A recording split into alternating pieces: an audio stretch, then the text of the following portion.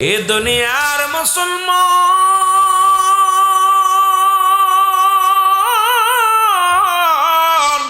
বলতেছিলাম পৃথিবীর মধ্যে চারজন প্রতাপশালীর বাদশার কথা বলতে যাইয়া দুজন মুসলমানদের কথা বলেছি আর দুজন কাফের। তাদের মধ্যে একজনের নাম হলো বাদশা নমরুদ ফিরাউন, এর আর একজনের নাম হলো বুকতানসর। রব্বুল আলামিন এই পৃথিবীর মধ্যে ধন সম্পদের মালিক বানিয়ে দিয়েছিল। এর মুসলমান শুনে নাও, তারা বিদায় হয়ে গেছে, তারা দুনিয়ার মধ্যে নেই। ফিরাউন, কারণ নমরুদ যারা খোদাই দাবি করেছিল তারাও দুনিয়ার মধ্যে নাই। কত এমপি বাংলাদেশের, কত মন্ত্রী, সবল মন্ত্রী, কত এমপি, কত জমিদার, কত টাকাওয়ালা, কত কোম্পানির মালিক দুনিয়ার মধ্যে ছিল, তারাও দুনিয়া থেকে বিদায় হয়ে গেছে। ও মুসলমান, কখন যেন মালাকুল মউত আইব, কখন যেন ধরা পড়ে যাব। রব্বুল আলামিন আমাদের মরণের আগে আমাদের ঈমানটারে তুমি মজবুত করে দিও। জোরে জোরে চিল্লায় বলেন আমিন। এ ভাইরা আমার, বন্ধুরা আমার, এক নাম্বার হলো মউত। এর একজন মানুষ, এখন একজন নবী জান্নাতের মধ্যে আছে গো, যার নাম হলো হযরত ইদ্রিস আলাইহিস সালাম। চারজন পয়গম্বর এখনো দুনিয়ার মধ্যে জিন্দা। তাদের মধ্যে মুসলমান শুনে নাও, বাদশাহ মুসলমান শুনে নাও, যিনি পাহাড়ের দায়িত্বে আছে একজন পয়গম্বর, যার নাম হলো মুসলমান শুনে নাও ইলিয়াস আলাইহিস সালাম। একজন পানির দায়িত্বে আছে, নাম হলো হযরত খিজির আলাইহিস সালাম।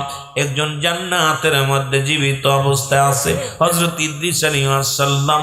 আর একজন নবী মুসলমান আখিরি নবীর উম্মত হইয়া দুনিয়ার মধ্যে আগমন করবে, তিনি আর কেউ নয়, তিনি হলো ঈসা ইবনে মরিয়ম।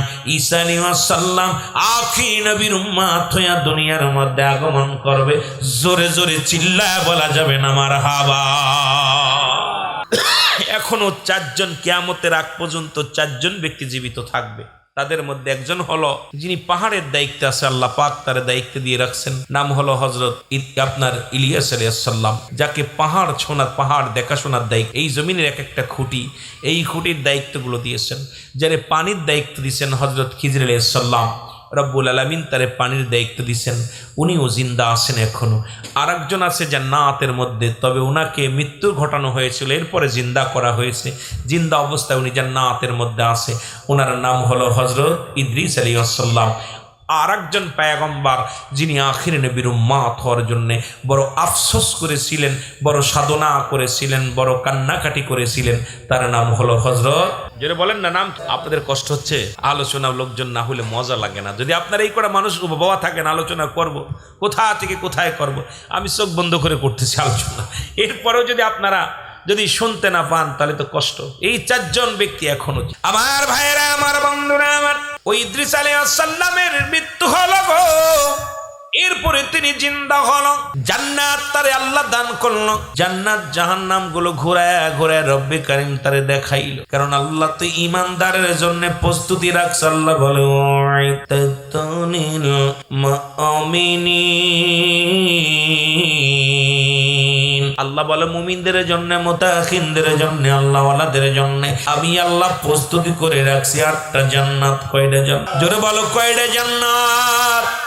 এ মুসলমান, রব্বে কারিমের কাছে দাবি করবেন আল্লাহ যেন আমাদেরকে ওই রব্বে কারিমের জান্নাত গুলো দান করে। জোরে বলো না আমি, আর একটু জোরে বলো, কয়টা? 8টা জান্নাত ঈমানদারের জন্য, মুমিনের জন্য রেখেছে আল্লাহ প্রস্তুতি। এর ইদ্রিস আলাইহিস সালাম জান্নাতের মধ্যে যাইয়া গো অনেক হ্যাপি, আল্লাহ ডাকতে বলে বন্ধু তুমি জান্নাত গুলো পায় কি খুশি হয়েছ?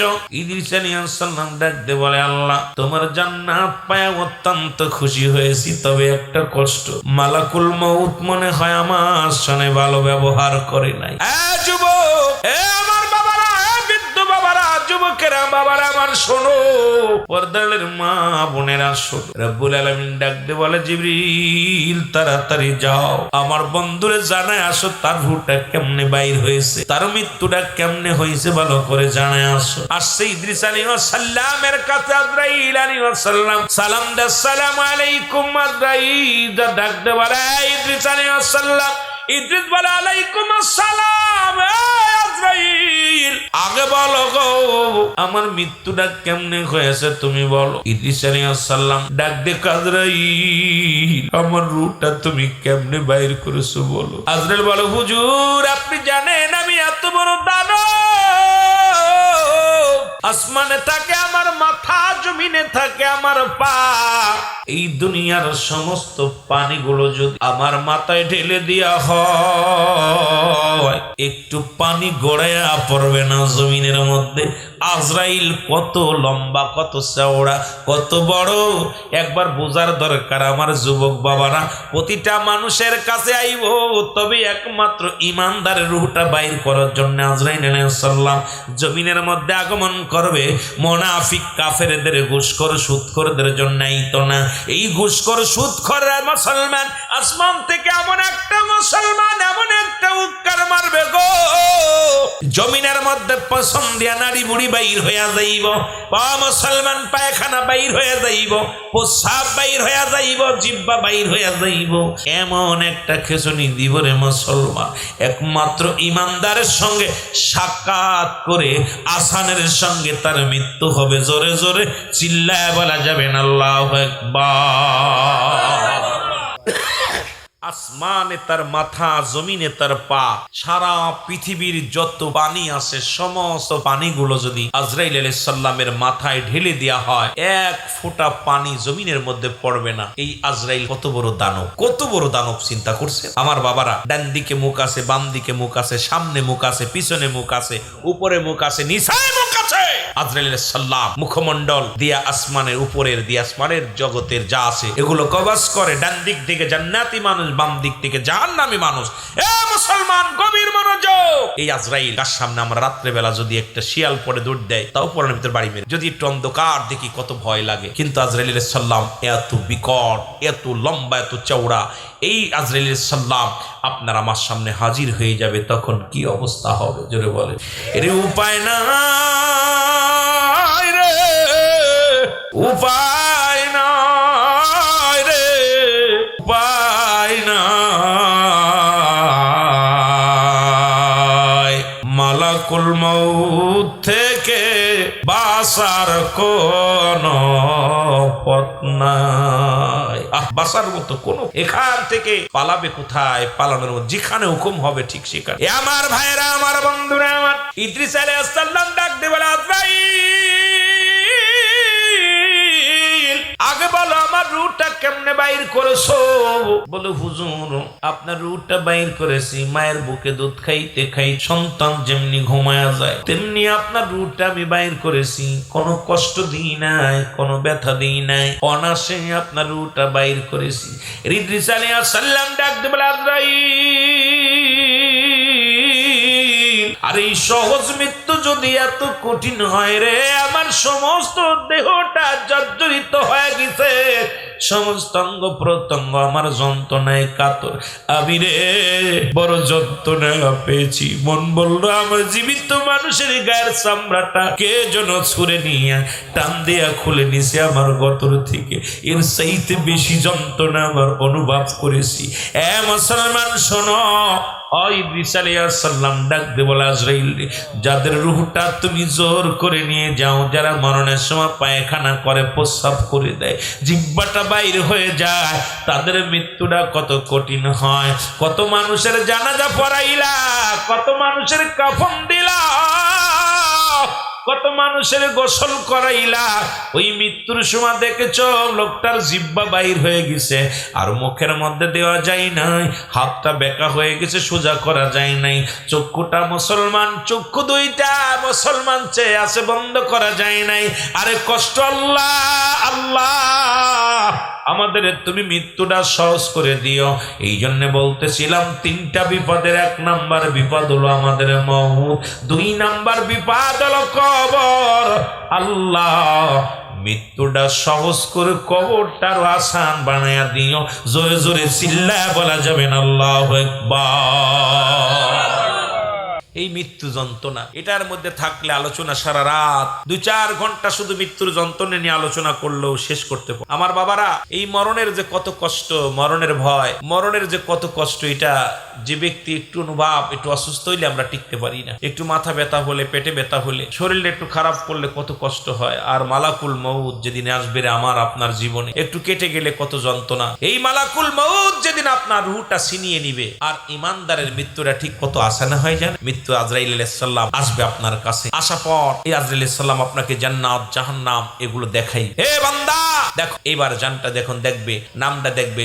ইমানদার ব্যক্তি উপর মো তাকাবে একটা নজর, তাকায় নিসমু তাকায় লা ইলাহা ইল্লাল্লাহু মুহাম্মাদুর রাসূলুল্লাহ সাল্লাল্লাহু আলাইহি ওয়াসাল্লাম। জোরে বলেন না মারহাবা, আর একটু জোরে বলেন মারহাবা।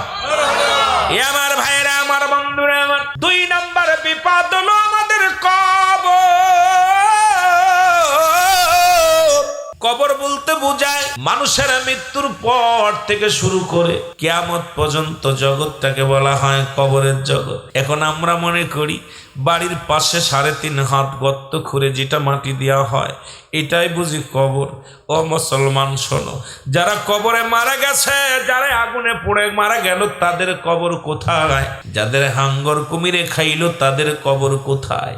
যাদেরকে দুনিয়ার মধ্য থেকে মুসলমান দুনিয়ার মধ্যে পানিতে ডুবে মারা গেল, তাদের কবর কোথায়? কবর বলতে বোঝায় মানুষের মৃত্যুর পর থেকে শুরু করে কিয়ামত পর্যন্ত জগৎটাকে বলা হয় কবরের জগৎ। আমরা অনেকে মনে করি বাড়ির আশেপাশে 3.5 হাত গর্ত খুঁড়ে লাশটা রাখা পর ওইটাই মনে হয় কবর। আল্লাহ মনে হয় এখানে দিলে আযাব হইব, আর কোথাও আযাব হবে না। এ ভাই, যারা হাঙ্গর কুমিরে যাদেরকে আগুনে পোড়ায়, যে হিন্দুরা আগুনে পোড়ায়, তাদের কবর কোথায়? কবর বলতে বোঝায় এই দুনিয়ার ভিতর থেকে বিদায়ের পর কিয়ামত পর্যন্ত জগৎটাকে বলা হয় কবরের জগৎ। আল্লাহু আকবার বলেন না। সুতরাং মুসলমান শুনে নাও, যেদিন থেকে আপনি মৃত্যুবরণ করবেন গো, কিয়ামত পর্যন্ত আপনার যেখানেই থাকবেন, হয় সাগরের মধ্যে থাকেন আপনি, হয় আগুনের মধ্যে থাকেন, না হয় আপনি কোন হাঙ্গর কুমিরের পেটের মধ্যে থাকেন, ও মুসলমান, কবরের জগৎ শুরু হয়ে গেল রব্বি কারীম। তবে কবরে যে আযাব হয় যদি প্রমাণ করতে চান, আমি আপনাদেরকে বলে যাই, বাড়ি যায় আপনার বাবা মায়ের কবরের পাশে একটা গরু বানবেন, ছাগল বানবেন, গরু বান্ধিয়া সুন্দর খাবার দিবেন, খাবার দিয়া একটু আড়ালে দাঁড়ায় থাকবেন, দেখবেন ওই গরুটা টালু মালু তাকাবে, রশি ছিঁড়াছিঁড়ি করবে, চোখের পানিগুলো দর দর করে ছেড়ে দিবে।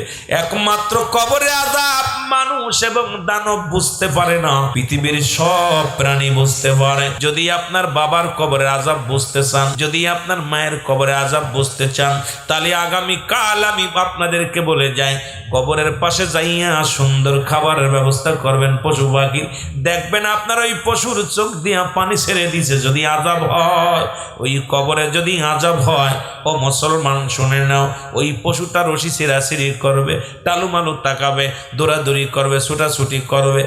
মুসলমান, একমাত্র মানুষ এবং দানবকে বুঝতে দেয় নাই ওই কবরে আযাব। ও যুবক, ওই কবর হলো আমাদের দ্বিতীয় বিপদ। যে দেশে গেলে মানুষের বিচার হয়, যে দেশে গেলে মানুষের হিসাব হয়, যে দেশে গেলে মানুষ আর কোনোদিন ফিরে আসে না, সেই দেশটার নাম হলো কবর। জোরে জোরে চিল্লায়া বলা যাবে না আল্লাহু আকবার। এই কবরে বাবা, আপনারা যদি কবরে আযাব যদি বুঝতেন, আহা, কবরে আযাব। হযরত ঈসা আলাইহিস সালাম এক কবরের পাশে যাইতেছিল। ঈসা আলাইহিস সালাম কবরের পাশে যাওয়ার পরে দেখে এক যুবক এক কবরের পাশে বয়া বয়া কাঁদতেছে, গোরস্থানে কাঁদ। ঈসা আলাইহিস সালাম তার গোত্রের মানুষদেরকে বোঝানোর জন্য এই কথাটা বলে গেছে, বাবা বনি ইসরায়েলদের জন্য। তা যুবকরা বলতো, যুবক তুমি কাঁদো কেন? বলে, হুজুর আমি কাঁদতেছি, আমার বউ মারা গেছে। কি মারা গেছে? জোরে বলেন না, কি মারা গেছে? বউ মারা গেছে। তাকে বউ মারা গেছে, এখানে কান্দো কেন? বউটারে খুব ভালোবাসতাম, অনেক সুন্দরী চেহারা, দেখতে শুনতে বালা, অনেক সুন্দরী, এই জন্য তারে এত ভালোবাসি, তারে থুইয়া থাকতে পারি না, ভালো লাগে না, এই চিন্তা কইরা বসে আছি। ওই যুবক বলতেছে, ঈসা আলাইহিস সালাম বল, যুবক রে তুমি বাড়ি যাও, বাড়ি যাও।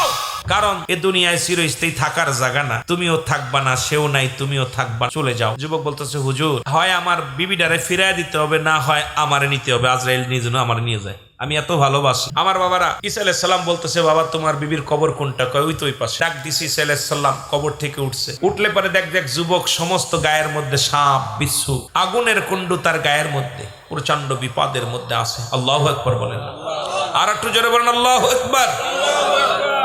ঈসা আলাইহিস সালাম দেখে, ওই যুবকটা দেখার সঙ্গে সঙ্গে ঈসা আলাইহিস সালামকে চিনে ফেলেছে, কালেমা পড়েছে, লা ইলাহা ইল্লাল্লাহু ঈসা রূহুল্লাহ। জোরে জোরে চিল্লা বলা যাবে না সুবহানাল্লাহ। ঈসা আলাইহিস সালামকে দেখে যখন কালেমা পড়েছে, সঙ্গে সঙ্গে গা থেকে সমস্ত আগুনগুলো লিভে গেছে। ডাকতে বলে, আল্লাহর নবী গো। ঈসা আলাইহিস সালাম ডাকতে বলে, যুবক রে, তুমি বললা তোমার বিবি মারা গেছে, এত একটা যুবক, এত একটা যুবক মানুষ কবর থেকে উত্তোলন হলো। বলো হুজুর, উঠানোর পাশের কবরটা আমার বিবির কবর। ঈসা আলাইহিস সালাম ডাকতে বলে, বাবা তুমি কতদিন মারা গেছো? বলে, আমি মারা গেছি, আমি 50 বছর প্রায় হয়ে গেল, তবে আমি আপনার প্রতি ঈমান আনি নাই, ইসলামকে ভালোবাসি নাই, এই জন্য আমি কবরের মধ্যে ভয়ঙ্কর আযাবের সম্মুখীন হয়েছিলাম। এই পর্যন্ত মৃত্যুর পর থেকে শুরু করে একটা সেকেন্ড, একটা মিনিট আমার আযাব বন্ধ হয় নাই। এই মুসলমান শুনে নাও, ঈসা আলাইহিস সালাম বলে, এই মুহূর্তে কেন তোমার গায়ের আগুনগুলো লিভে গেল? বলে, হুজুর আমি আপনার উম্মত, এই দুনিয়ার মধ্য থেকে আমি বিদায়ের আগ দিই কোনদিন আমি ঈমান আনি নাই, এখন যখন ঈমান আনছি, আপনার প্রতি যখন ঈমান আনছিলাম, ইলাহা ইল্লাল্লাহু ঈসা রূহুল্লাহ, আমরা বলি লা ইলাহা ইল্লাল্লাহ মুহাম্মাদুর রাসূলুল্লাহ। এই কালেমা শুধু আমার নবীর নাই, আদম আলাইহিস সালাম থেকে শুরু করে আদম নবী একই দাওয়াত দিছে, লা ইলাহা নাই কোন ইলাহ ইল্লাল্লাহু এক আল্লাহ ছাড়া। আদম শফিউল্লাহ, ঈসা রূহুল্লাহ, মুসা কালিমুল্লাহ, যত পয়গম্বর দুনিয়ার মধ্যে আগমন করেছে সবাই তো রব্বে কারিমের কথা বলে গেছে, লা ইলাহা নাই কোন ইলাহ ইল্লাল্লাহু এক আল্লাহ ছাড়া। সব নবীর একই দাওয়াত ছিল, আল্লাহ ছাড়া কোনো মাবুদ নাই, কোনো ইলাহ নাই। ও মুসলমান শুনে নাও, আমার নবী রাহমাতুল লিল আলামিন উনিও দাওয়াত দিলেন, লা ইলাহা ইল্লাল্লাহু মুহাম্মাদুর রাসূলুল্লাহ। জোরে জোরে চিল্লা বলেন সাল্লাল্লাহু আলাইহি ওয়াসাল্লাম। সব নবীর দাওয়াত ছিল, আল্লাহ ছাড়া কোনো মাবুদ নাই, আল্লাহ ছাড়া কোনো ইলাহ নাই, আল্লাহ ছাড়া কোনো শরীক না, আল্লাহর কোনো শরীক নাই। সব নবীর, আদম থেকে শুরু, আদম আলাইহিস সালাম থেকে শুরু করে আখিরি নবী পর্যন্ত যত পয়গম্বর এসেছে সবাই একই দাওয়াত নিয়ে আসছেন, আল্লাহকে চিনানোর জন্য। কিন্তু আমরা কপাল পোড়া, কেউ চিনেছে, কেউ চেনে নাই। জোরে বলেন ঠিক কিনা? আল্লাহু আল্লাহু আহাদ আল্লাহুস সামাদ লাম ইয়ালিদ ওয়া লাম ইউলাদ ওয়া লাম ইয়াকুল লাহু কুফুয়ান আহাদ। এ যুবক, আল্লাহ কয় আমি কারোর জন্ম দিই নাই, কারো থেকে জন্ম নিই নাই, আল্লাহ আমি আল্লাহ এক, আল্লাহর কোনো ছেলে নাই, মেয়ে নাই, পরিবার পরিজন নাই। সমস্ত নবী তো একই দাওয়াত দিছে, আখিরি নবী একই দাওয়াত দিছে। আল্লাহ কয় হাবিবরে জানিয়ে দাও আমি আল্লাহ এক, আমি আল্লাহ এক, দ্বিতীয় কেউ নাই। আমি কারো জন্ম দিই নাই, কারো থেকে জন্ম নিই নাই, আসমান জমিনের মধ্যে আমার সমতুল্য সমকক্ষ আর কেউ নাই। সারা পৃথিবী আমার মুখাপেক্ষী, আমি কারোর মুখাপেক্ষী নই। যত মস্তানি করো আর যতই ফালাফালি করো লাভ নাই, সবকিছুর মালিক কে?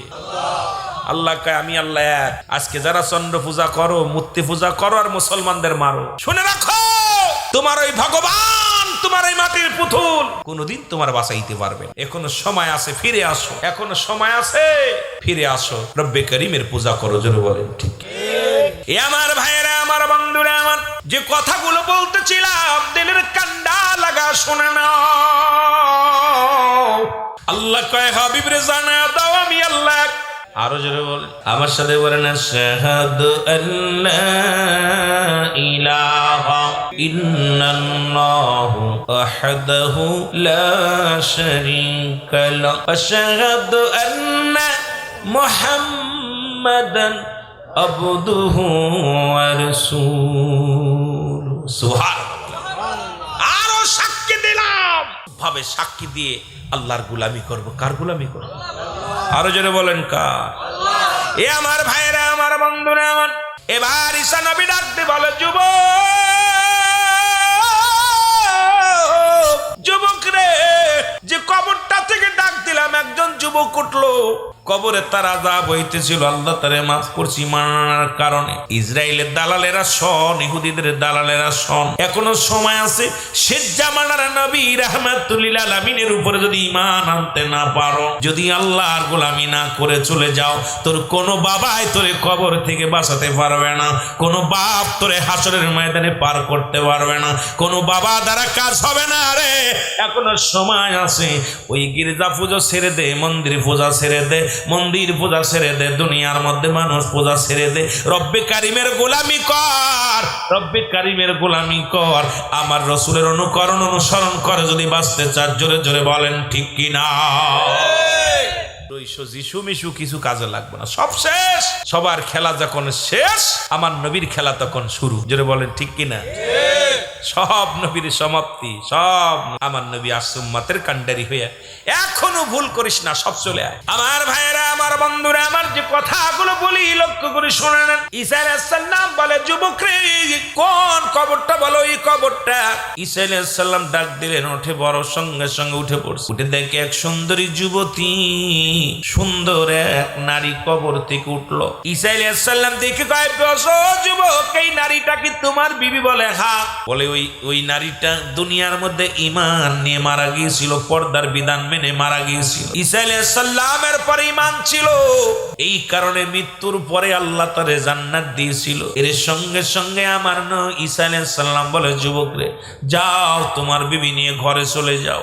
বিবি নিয়ে ঘরে চলে গেছে। রে মুসলমান, শুনে নাও, বিবিটা ঘরে চলে গেছে। ও মুসলমান, যুবক ডাকতে বলে, বিবি রে, তোর ইন্তেকালের পরে একদিন আমি ঘুমাই নাই, সারা রাত জেগে জেগে তোমার তপস্যায় থাকি, তোমার ভাবনা ভাবি, তোমার ভালোবাসার প্রহর। বিবিরে অনেকদিন ঘুমাই না, তুমি আসো। বিবির উরতের পর মাথা দিয়ে ঘুমায় পড়লেন। যুবক এমন সময় রাস্তা দিয়ে যাইতেছিল ওই দেশের প্রেসিডেন্ট রাজার সন্তান। উনি দেখলেন সুন্দরী নারী বসে বসে আস। সুন্দরী নারীকে যখন ডাক দিলেন, রাজ মুসলমান মন্ত্রীর ছেলে, মুসলমান শুনে না, রাজার ছেলে ডাক। মেয়ে পাগল হয়ে ছেলের পাশ পাশ শুরু করছে যাওয়া। যুবকের ঘুম ভেঙে গেছে, ঘুম থেকে উঠে দেখে রে বিবি নাই। সমস্ত বাড়ি খুঁজতে খুঁজতে কোথাও তন্ন তন্ন করে খুঁজলেন, কোথাও পাইলেন না। এবার যুবক দেখে ঘরের মধ্যে ফিরে এসে ঘোড়ার ছাপ দেখা যায়। ঘোড়ার পায়ের ছাপ দেখতে দেখতে রাজমহলে গেলেন, যা দেখে বিবি রাজকুমারের সঙ্গে রঙ্গ মেলায় মেতে আছে। এবার ডাক দে কয়, বিবি রে, তুই আমার বিবি, তুমি এখানে কেন? বিবি কয়, তোমার আমি চিনি না, তুমি কে গো? রাজার ছেলে মুসলমান, মুসলমান রাজকুমার ডাক দে কয়, ও ভাইজি চলো, তুমি শুনে নাও, তুমি আমার আনন্দ দেওয়ার জন্য তোমাকে আনছি, ওই যুবকটারে তুমি চেনো নি? কয়, চিনি না। এবার মুসলমান সঙ্গে সঙ্গে রাজকুমার তরবারি ধরে দুজন এইবার যুবককে কতল করলেন, হত্যা করলেন। এ যুবক শুনে নাও, ইহা দ্বারা বনি ইসরাইলের মানুষদেরকে বুঝাইলেন, দুনিয়া হলো একটা সুন্দরী নারী। এই দুনিয়ার প্রেমে যারা পড়বে, আখেরাত তারা হারাইয়া ফেলবে। এই দুনিয়ার রং তামাশায় যারা দুনিয়ার মধ্যে নামাজ ছেড়ে দিবে, এই রং তামাশার জন্য যারা রোজা ছেড়ে দিবে, রং তামাশার জন্য হালাল রুজি ছেড়ে দিয়ে হারাম পথে উপার্জন করবে। বনি ইসরাইলদেরকে বুঝাইলেন, দুনিয়ার মানুষ শোনো, এই দুনিয়াটা হলো সুন্দরী একটা নারী, সুন্দরী একটা বালাখানা। এটার প্রেমে যারা পড়ে যাবে, আখেরাত তারা হারাইয়া ফেলবে। এই জন্য রাসূল বলে, বালহুয়া কিলাবে, দুনিয়াটা হলো পচা দুর্গন্ধ মড়ি। মানুষের চরিত্র হলো কুকুরের চরিত্র। কুকুর যেমন মড়ি পাইলে খুশি হয়, সে জামানার মানুষগুলো সম্পদ পাইলে খুশি হবে। কে বলেন রাজা, কে বলেন মন্ত্রী, কে বলেন হুজুর, কি বলেন আলেম। আজকে দুনিয়ার মানুষগুলো দুনিয়ার পিছে এমন ভাবে ঘুরছি রে মুসলমান, এই দুনিয়ার প্রেমে এমন ভাবে পড়ে গেছি। এই জন্য রাসূল বলে, বালহুয়া কিলাব, এই দুনিয়াটা পচা দুর্গন্ধ মরি। মানুষের চরিত্র হলো কুকুরের চরিত্র। কুকুর যেমন মুসলমান এমন হিংসুটে প্রাণী। দুনিয়ার মধ্যে যদি শুনতো আপনাদের এই এলাকার মধ্যে একটা গরু মরে পড়ে গেছে, ওই গরুটা যদি কোনো মুসলমান কোনো কুকুরে যদি পাইতো, ভাগ যদি প্রথম যে ধরতো তার যাইতে বাইকার ভাগ দিবে না। আরে মুসলমানদের এমন চরিত্র হয়ে গেছে, আজ মুসলমানদের পাশে দাঁড়ায় না। আজকে মুসলমানদের সম্পদ হরণ করে আর এক মুসলমান ধনী হতে চায়, এক মুসলমান আর এক মুসলমানকে হত্যা করে। এই দুনিয়ার মধ্যে মুসলমান হিংসুটে প্রাণীর মতো হয়ে গেছি। মুসলিম জাতি যদি কাকের মতো সংগঠিত প্রাণী হতো, কাক যেমন সংগঠিত প্রাণী, আজকে আমার কাছে একটা আপনাদের কাছে একটা দাবি করে যায়, কে কোন পীরের মুরিদ কে কোন দলের লোক দেখার বিষয় না। আমরা মুমিন হইয়া মুসলমান হইয়া যদি ঐক্যের মধ্যে থাকতাম, ফিলিস্তিনের একটা মুসলমানের গায়ে হাত দেওয়া সম্ভব ছিল না, বিশ্বের কোন মুসলমানকে হত্যা করা সম্ভব ছিল না।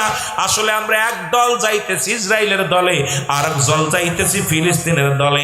এক দল যায় ইমানদারের দলে, আর এক দল যায় মুনাফিকদের দলে। এই জন্য রব্বে কারিম তো শুরু থেকে বলে, আল্লাহ বলে অমিনান নাস, মানুষের মধ্যে তারা বলবে আমান্না, তার ঈমান আনছে বিল্লাহি, আল্লাহর প্রতি, অবিল আখিরাতের প্রতি বিশ্বাস স্থাপন করছে। ওমা হুম বিমুমিনিন, আল্লাহ কয় হাবিব রে একদল বেঈমান মুনাফিকরা আপনার কদমের মধ্যে যাবে। আজকে মুসলমান মুনাফিক এমন ভাবে শুরু করেছে রে মুসলমান, এমন ভাবে শুরু করেছে মুসলমান মুনাফিকি। এই মুনাফিকদের কারণে আজকে মুসলমান মারে খায়, মুসলমান নির্যাতিত। এক মুসলমান যে আর এক মুসলমানের সঙ্গে মুসলমান মুনাফিকদের সাথে হাত মিলায়। ও মুসলমান শুনে নাও, শুনে নাও, একমাত্র কিয়ামতের ময়দানে বিচার হবে মানুষ এবং দানবের রে। সুতরাং যেহেতু এই দুনিয়া চিরস্থায়ী নয়, এখান থেকে শপথ করব ইমানি হালাতে চলবো, ইমানের পর চলবো। জোরে বলেন ঠিক কিনা? সব কিছু শেষ করে দিবে কে? আল্লাহ। জোরে বলেন ঠিক কি? বড় কষ্ট, সব কিছু মুনাফিক মানুষের মধ্যে আছে। দেখেন না আজকে ফিলিস্তিন ইসরায়েলের সঙ্গে বাচ্চা হট্টগোল, আর এই ফিলিস্তিন কিন্তু ইসরায়েলকে মানবতা দেখাইছে। এমনি ভাবে বাংলাদেশ আজকে রোহিঙ্গাদেরকে, বাংলাদেশ মিয়ানমার থেকে যত মানুষ আছে, বাংলাদেশের মানুষ সরল প্রাণ মানুষ, দিলে মায়া বেশি। যেমনি ভাবে আমরা তাদেরকে জায়গা দিই, ইসরায়েলও কিন্তু ঠিক একই অবস্থা ছিল। ইসরায়েলেরও যাযাবরী ওই মিয়ানমারের মতো। তখন আসলো ফিলিস্তিনের কাছে, ভূখণ্ডে আসলো। ফিলিস্তিনের মুসলমান সবসময় অসংখ্য নবী ফিলিস্তিনের জমিনে আগমন, এই মসজিদুল আকসার মধ্যে এই মুসলমান অসংখ্য নবীগণ আসছেন। এই ফিলিস্তিনের মানুষের দিলে বড় মায়া, বড় মমতা। এরা কি করলো? ওই মানুষগুলোকে তারা জায়গা দিলেন। জায়গা দেওয়ার পরে আজকে তাদের অস্তিত্ব বজায় রাখা বড় কষ্ট। আজকে দেখা যায় তারা এমন ভাব শুরু করছে, এখন ফিলিস্তিনকেই দুলোর সাথে মিশিয়ে দিতে চায়। আজকে বাবা তাকান, আজকে ফিলিস্তিনের জমিনে কান্না। আবার আমার দেশ থেকে অনেক দেশ থেকে মুনাফিক গুলো যা বলতেছে, এখনো আপনার ইসরায়েলের সৈন্যরা আক্রমণ করে নাই, মসজিদুল আকসা ঠিক আছে, এখানে হাজার হাজার মাইল সুরক্ষিত আছে। অসংখ্য মুনাফিকেরা ভুল তথ্য দিতেছে। যেখানে গোটা বিশ্বের মুসলমান ফিলিস্তিনের দিকে ঝুঁকে গেছে, যেখানে গোটা বিশ্বের মুসলমান ফিলিস্তিনের কান্না শুনে রাস্তায় বাইর হয়েছে, যেখানে গোটা বিশ্বের মুসলমান ফিলিস্তিনের পক্ষ নিছে, সেখানে অসংখ্য মুনাফিকেরা তারা ইসরায়েলের দালালি করতে গেছে। ইসরায়েলের দালালি করতে, জোরে বলেন ঠিক কিনা? আরো জোরে বলেন ঠিক কিনা? তারা দেখাইতেছে ভালোটা, দেখাইছে। মুনাফিকদের অবস্থা এরকম। আব্দুল্লাহ ইবনে উবাই ছিল রাসূলুল্লাহর কি ছিল? আমার রাসূলের সাহাবী ছিল। কি ছিল? জোরে বলেন কি ছিল? সাহাবী ছিল। আমার রাসূলকে মারার ষড়যন্ত্র করেছিল আব্দুল্লাহ ইবনে উবাই। এই উবাই কিন্তু মারার ষড়যন্ত্র করে হাজার। আজকে মুসলমানদের ক্ষতির জন্য আজকে দায়ী অসংখ্য কাফেরকে দায়ী করি না, অসংখ্য মুনাফিক মুসলমানদের দায়ী। মুসলমানরা স্বার্থের জন্য হাত মিলাইতেছে, তাদের ইসরায়েলের সঙ্গে হাত মিলাইয়া আজকে ফিলিস্তিনের জমিনে অসংখ্য শিশুর হত্যা করতেছে। এ দুনিয়ার মুসলমান গভীর মনোযোগ। পৃথিবীর মধ্যে আসার একটা সিরিয়াল আছে, যার কোনো সিরিয়াল নাই। এই পৃথিবীর মধ্যে কত রাজা, কত বাদশাহ, কত মানুষ, কত নেতা, কত জমিদার দুনিয়ার মধ্যে আগমন করলো। একে একে সবাই বিদায় লয়ে গেছে। আমিও চলে যাব, আপনিও চলে যাবেন। ও দুনিয়ার মুসলমান শোনো না, মানুষের মৃত্যু হয় দুইটা টাইমে গো। হয় রাতের বেলা না হয় দিনের বেলা। এই দিন শুরু করেছিলাম, মৃত্যুবরণ করি নাই, সারাদিন ঘোরাঘুরি করলাম, রব্বে কারিমের জমিনের মধ্যে কত নিয়ামত ভোগ করলাম, মৃত্যুবরণ করি নাই। দিনের মধ্যে বান্দা মৃত্যুবরণ করি না, রাত্রে মরণ হবে, এর মধ্যে কোনো সন্দেহ নাই। রাত শুরু করেও কিছু সময় পার করেছি, এখনো মৃত্যুবরণ করি নাই। রাত শেষ করতে পারবো কোনো গ্যারান্টি নাই। ও দুনিয়ার মানুষ শুনে নাও, এই পৃথিবীর মধ্যে আসার একটা সিরিয়াল আছে, যার কোনো সিরিয়াল নাই। দেখা যায় দাদা জিন্দা, নাতি দুনিয়ার মধ্যে নাই, বাবা জিন্দা, সন্তান দুনিয়ার মধ্যে নাই, সন্তান জিন্দা, দুনিয়ার মধ্যে বাবা নাই। ও মুসলমান, কখন যেন এই দুনিয়ার মায়া ছেড়ে চলে যায় কেউ বলতে পারি না। আরো মানুষের তিনটা বিপদ। নাম্বার 1 হলো মানুষের মরণ, নাম্বার 2 হলো কবর, নাম্বার 3 হলো কিয়ামতের ময়দান। একটার পর একটা বিপদ মানুষের জোরে জোরে চিল্লায় বলেন ঠিক কিনা? একটু মহব্বতের সঙ্গে দুরূদ শরীফ পড়েন আল্লাহুম্মা। বাবারে একটু মহব্বতে, যে যেখানে আছেন আসেন আর মহব্বতে পড়েন লানা মুহাম্মাদ মাওলানা। এ দুনিয়ার মুসলমান,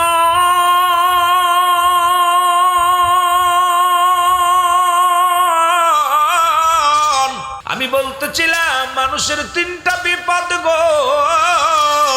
নাম্বার 1 হলো মানুষের মরণ।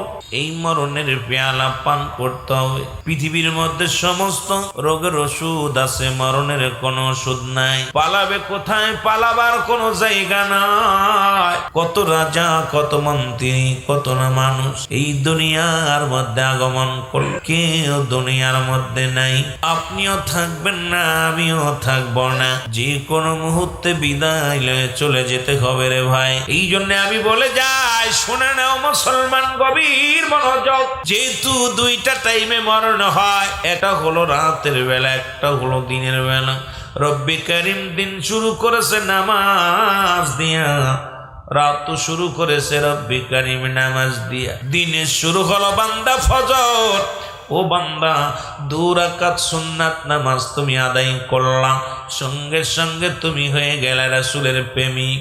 এবার 2 রাকাত ফরজ নামাজ তুমি আদায় করলা, সঙ্গে সঙ্গে তুমি হয়ে গেলে আল্লাহর গোলাম।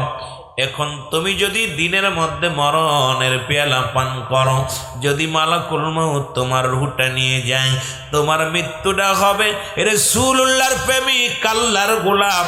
এখন দিনের মধ্যে শুরু থেকে তুমি নামাজের ধারে যাও নাই, নবীর দলের কাজ করো নাই, আল্লাহর দলের কাজ করো নাই। এর আল্লাহর মনোনীত বান্দা হয়ে মরতে পারো নাই, নবীর উম্মত হয়ে মরতে পারো নাই। তোমার এই লাশটা কার হেফাজতে যাবে রে বান্দা? নবীও চিনবে না, আল্লাহও চিনবে না। মরণ তো হবেই, যদি দিনের মধ্যে হয়। বেনামাজি হয়ে মারা গেলেন, জোরে জোরে চিল্লায় বলো ঠিক কিনা? রব্বুল আলামিন কত সুন্দর দিন রাত আমার আপনার জন্য নিয়ামত স্বরূপ বানিয়েছে। দিনের শুরু হলো ফজর, ফজরে 2 রাকাত সুন্নাত নামাজ আদায় করলেন, রাসূলকে ভালোবাসেন, সবাই নবী নবী বলে চিল্লায়। মুখের দাড়িগুলো চাচিয়া প্রতিনিয়ত 7 দিন শেভ করি।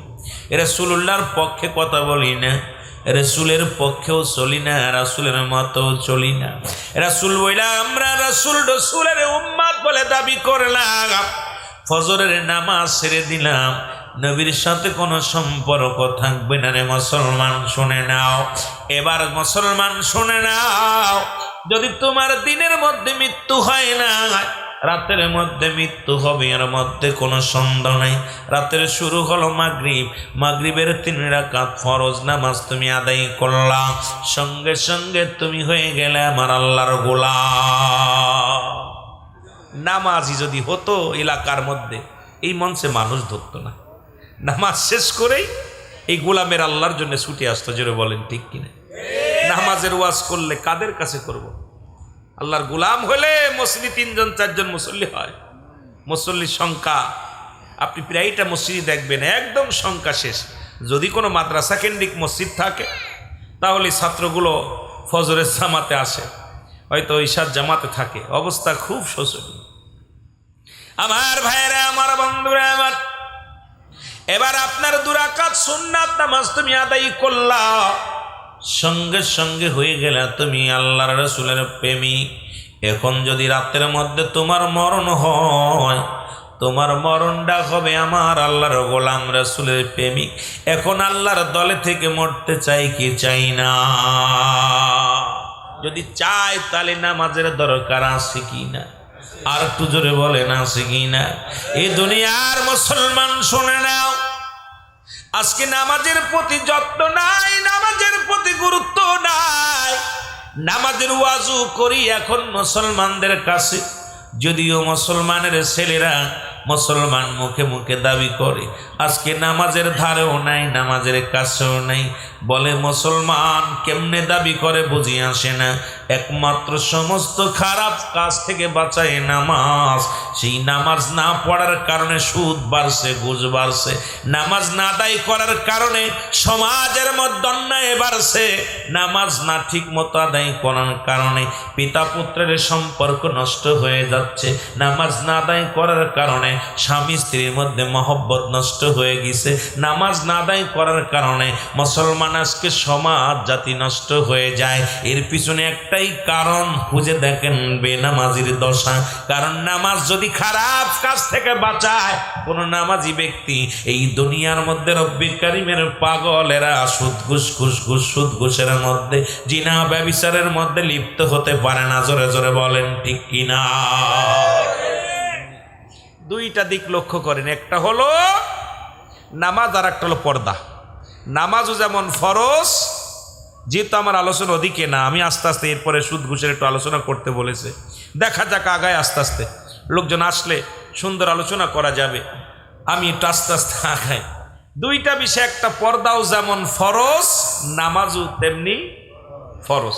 বলেন দি, নামাজ কি ফরজ, পর্দা কি? এই 2টার একটাও নাই।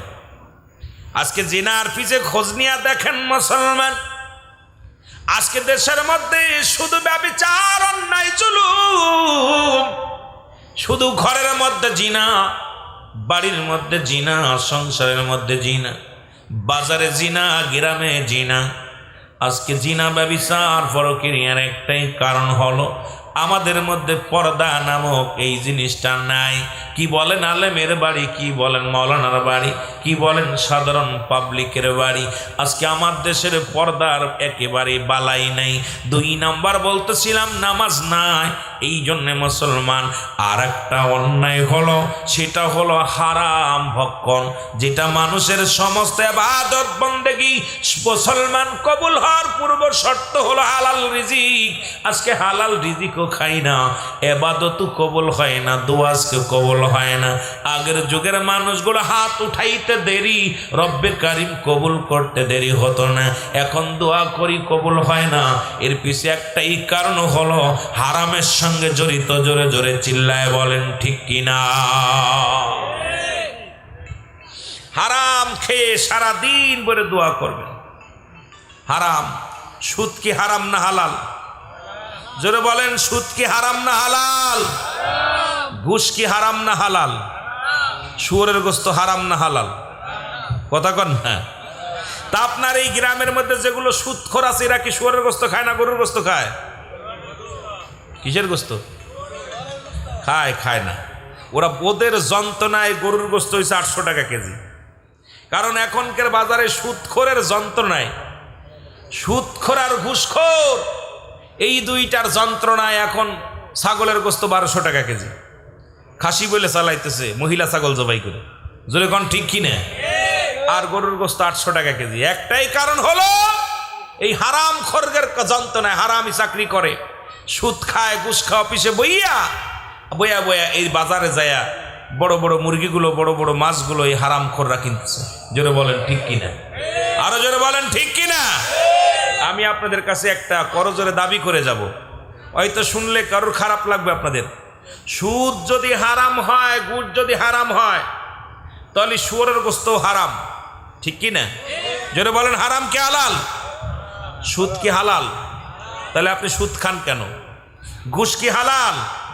আপনি হালাল কেন সুদ খান, ঘুষ খান? ঘুষখোর সুদখোরদের জন্যে গরুর গোস্ত বৈধ নয়, মুরগির গোস্ত বৈধ নয়, ওদের জন্য বৈধ হলো খিনজিরের গোস্ত। জোরে বলেন ঠিক কিনা? আজকে আমার দেশের অসংখ্য সুদখোরের যন্ত্রণায় প্রায়টা বাড়ির মধ্যে সুদখোর, আর এই সুদখোরদের অবস্থা খুব ভয়ঙ্কর। আল্লাহ এদের থেকে আমাদের হেফাজত করুক। জোরে বলেন আমিন। মহব্বতের সঙ্গে দুরূদ শরীফ পড়েন আল্লাহুম্মা সাল্লি।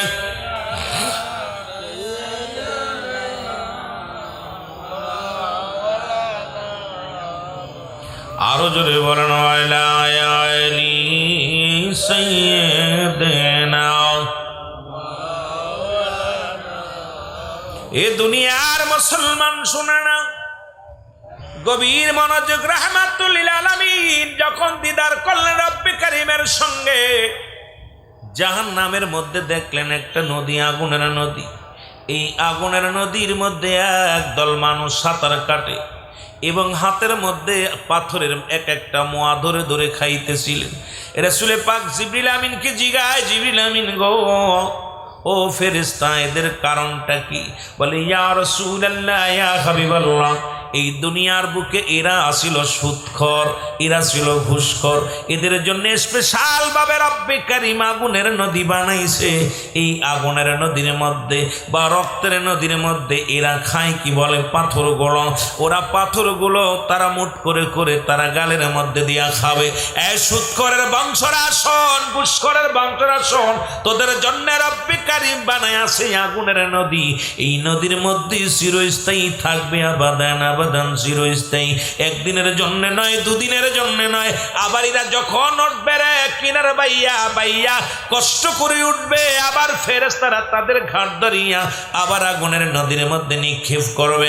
আল্লাহ এই সুদখোর ঘুষখোর থেকে আমাদের হেফাজত করো। জোরে জোরে চিল্লায়া বলা যাবে না আল্লাহু আকবার। এ মুসলমান গভীর মনোযোগ। আমি মৃত্যুর দিকে যাইতেছিলাম রে, আস্তে আস্তে আলোচনায় যায়। এই মৃত্যু যেহেতু পৃথিবীর মধ্যে আসার একটা সিরিয়াল আছে, যার কোনো সিরিয়াল নাই।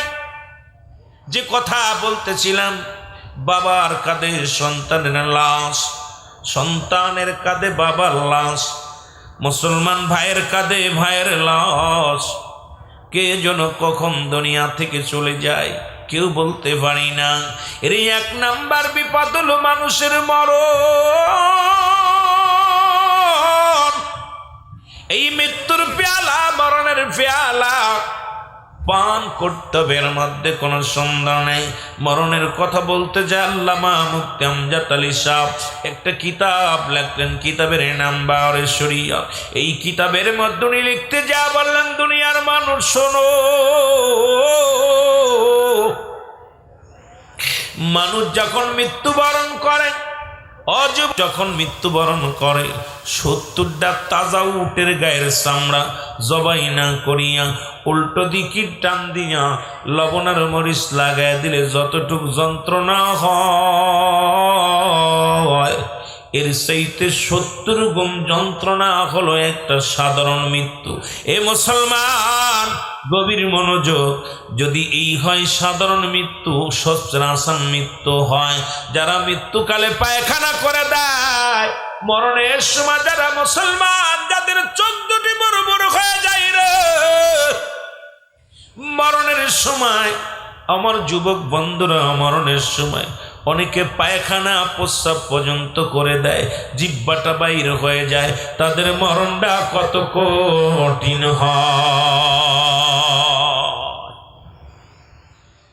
সব চাইতে সহজ মৃত্যু যেটা, ইমানদারের মৃত্যুটা হয় আটা গোলায় খামির বানাইয়া তার মধ্যে যদি একটা চুল পড়ে, এই চুলটা টান দিয়ে বাইর করলে যেমন অনায়াসে বাইর হয়ে যায়, ঠিক ইমানদারের মৃত্যুটা এইরকম আসানে হয়, সবচেয়ে আসানে হয় এই ইমানদারের মৃত্যু। আর সহজ মৃত্যু যদি 70টা তাজা উটের গায়ের চামড়া জবাই না করে উল্টো দিকে টান দিয়া লবণ আর মরিচ লাগাই দিলে যতটুক যন্ত্রণা হয়, এর চাইতে 70 গুণ যন্ত্রণা একটা মৃত্যু। আমার বাবারা, কত মানুষ দেখবেন মরণের সময় পায়খানা করে দেয়, কত মানুষ মরণের সময় জিহ্বা বাইর হয়ে যায়, কত মানুষের মরণের সময় একটা অঙ্গ বেঁকা হয়ে যায়, কত মানুষ পায়খানা প্রস্রাব করে দেয়। এই মানুষগুলোর মৃত্যু কত কঠিন হয়। এই মরণের পেয়ালা পান করতে হবে, কোনো সন্দেহ নাই। জোরে বলেন আছে?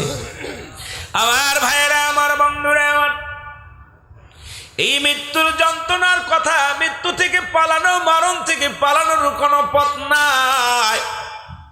মরণ তোমার ধরবে রে মুসলমান। পৃথিবীর মধ্যে 4 জন প্রতাপশালী বাদশা ছিল, তারাও মারা গেছে। ফিলিস্তিনের জমিনকে আজকে ইসরায়েলের জানোয়াররা আঘাত করো। শুনে নাও, শুনে নাও।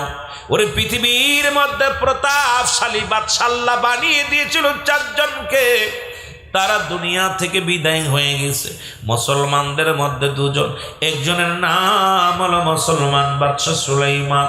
সুলাইমান পয়গম্বর। আল্লাহ দুনিয়ার মধ্যে এমন ক্ষমতা, এমন মুসলমান শুনে নাও, এমন পাওয়ার দেয়া পর যিনি দুনিয়ার মধ্যে হাওয়ার সঙ্গে চলাফেরা করত, আল্লাহ রাব্বুল আলামিন তাকে একটা কুরসি দান করেছিল, যার উপরে বসিয়া সারা পৃথিবী ভ্রমণ করত।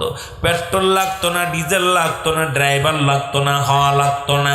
রব্বে কারিম তাকে এত পাওয়ার, এত ক্ষমতা আল্লাহ দান করেছিল। তিনিও দুনিয়া থেকে বিদায় হয়ে গেছে রে মুসলমান, শুনে নাও। আরে বাবারা, আর একজন ব্যক্তি পৃথিবীর মধ্যে রব্বে কারিম তাকে উপহার দিয়েছিল গো। তিনি আর কেউ নয়, তিনি হলো বাদশা জুলকারনাইন, যাকে আল্লাহ পৃথিবীর মধ্যে 1600 বছর হায়াত তারে দান করেছিল। এ যুবক, চিনিও চলে গেছে। আজকে ইসরায়েলের বাবারা শুনে নাও, আজকে ফিলিস্তিনের রক্ত ঝরাও, আজকে দুনিয়ার মধ্যে মুসলমানদেরকে আঘাত করো, মানুষের সুদ ঘুষ খাও, কত হত্যা করো, পৃথিবীর মধ্যে কতই না ক্ষমতার দাপট দেখাও। রব্বে কারিম যেদিন তোমারে ধরবে, এই পৃথিবীর সব কিছু ত্যাগ করিয়া চিরবিদায় হয়ে যেতে হবে। আল্লাহ আল্লাহ, এই সমস্ত জালিমদের থেকে আমাদেরকে হেফাজত করো। জোরে জোরে বলেন আমিন। বাদশা জুলকারনাইনের হায়াত ছিল 1600 বছর। লম্বা বডিখানা ছিল 48 হাত লম্বা। আল্লাহ তারে একটা মজেজার ঘোড়া দান করেছিল, যে ঘোড়াটা দিয়া সারা পৃথিবী ভ্রমণ করেছিল। মাত্র 2 বার ভ্রমণ করেছিল।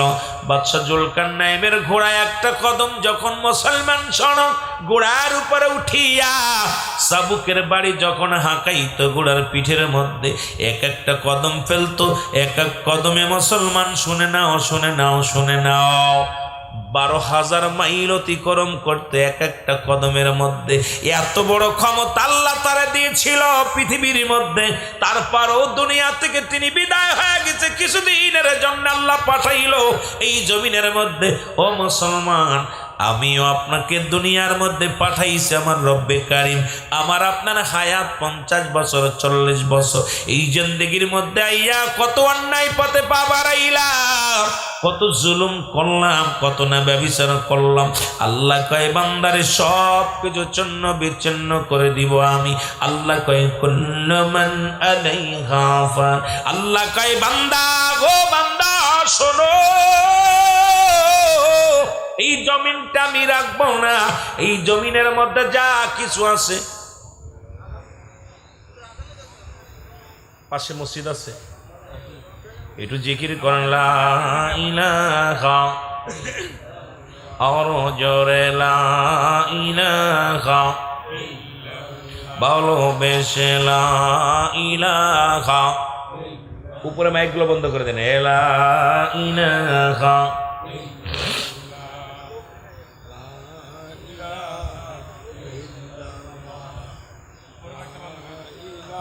প্যান্ট পরো, ওইটা আইসো ইসলামী মাহফিলে, লুঙ্গি পরো, লুঙ্গি পরো তাড়াতাড়ি।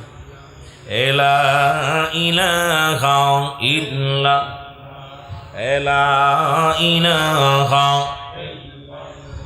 তুমি কাউকে বানাইলা খলিলুল্লাহ, তুমি কাউকে বানাইলা রূহুল্লাহ।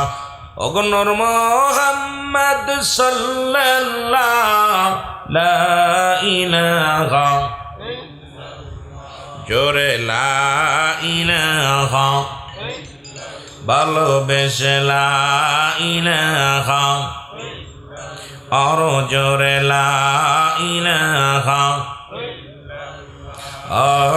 লা ইলাহা মুহাম্মাদুর ওগো নবীজি আমার জানের জান, নবীজি আমার প্রাণের প্রাণ। এর নবীজি কে সারা এই গোলামের কিছু ভালো লাগে না।